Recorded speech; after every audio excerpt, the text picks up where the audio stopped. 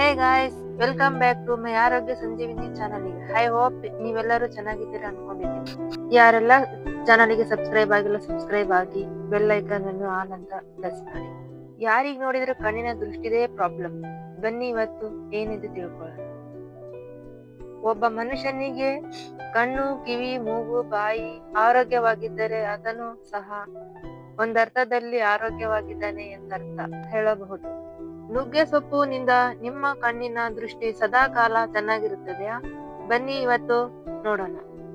ಸಾಮಾನ್ಯವಾಗಿ ಇಂದಿನ ದಿನಗಳಲ್ಲಿ ಕೇವಲ ವಯಸ್ಸಾದವರು ಮಾತ್ರ ದೃಷ್ಟಿ ದೋಷದಿಂದ ಸಮಸ್ಯೆ ಎದುರಿಸುತ್ತಿದ್ದರು. ಆದರೆ ಇವಾಗಿನ ಕಾಲದಲ್ಲಿ ವಯಸ್ಸಾದ ವೃದ್ಧರಿಗಿಂತ ಯುವ ಜನರೇ ಹೆಚ್ಚಾಗಿ ಕನ್ನಡಕವನ್ನು ಧರಿಸುತ್ತಾ ಇದ್ದಾರೆ.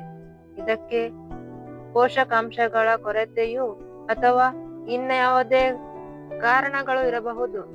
ಸಂಶೋಧನೆಗಳ ಪ್ರಕಾರ ಈ ಸಮಸ್ಯೆಗೆ ಪರಿಹಾರ ಎಂದರೆ ಹಸಿರು ಎಲೆಯ ತರಕಾರಿಗಳನ್ನು ನಿರಂತರವಾಗಿ ಸೇವಿಸಿದರೆ ಅದರಲ್ಲಿರುವ ವಿಟಮಿನ್ ಎ ಮತ್ತು ಬೀಟಾ ಕ್ಯಾರೋಟಿನ್ ಅಂಶ ಮತ್ತು ದೃಷ್ಟಿಯನ್ನು ಕಾಪಾಡಲು ಬಹಳ ಸಹಕಾರಿಯಂತೆ ಗಾಯ್ಸ್. ನುಗ್ಗೆ ಸೊಪ್ಪನ್ನು ಕೂಡ ಹಸಿರು ಎಲೆ ತರಕಾರಿ ಗುಂಪಿಗೆ ಸೇರುತ್ತದೆ.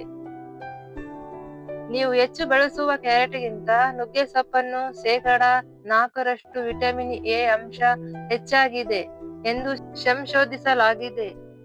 100 ಗ್ರಾಂ ಮೊರಿಂಗಾ ಎಲೆಗಳಲ್ಲಿ ಸುಮಾರು 7564 ಯೂನಿಟ್ಗಳಷ್ಟು ವಿಟಮಿನ್ ಎ ಅಂಶ ಇದ್ದು, ಇದು ಮನುಷ್ಯನದ ದೇಹದ ದೈನಂದಿನ ವಿಟಮಿನ್ ಅವಶ್ಯಕತೆಗಿಂತ ಪೂರಕವಾಗಿದೆ.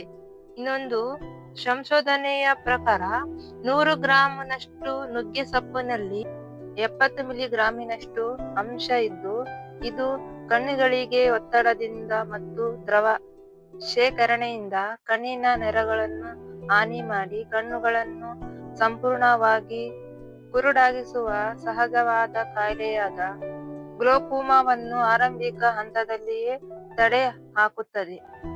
ನೋಡಿದ್ರಲ್ಲ ಗೈಸ್, ಕಣ್ಣಿಗಳಿಗೆ ನುಗ್ಗೆ ಸೊಪ್ಪು ರಾಮಬಾಣ.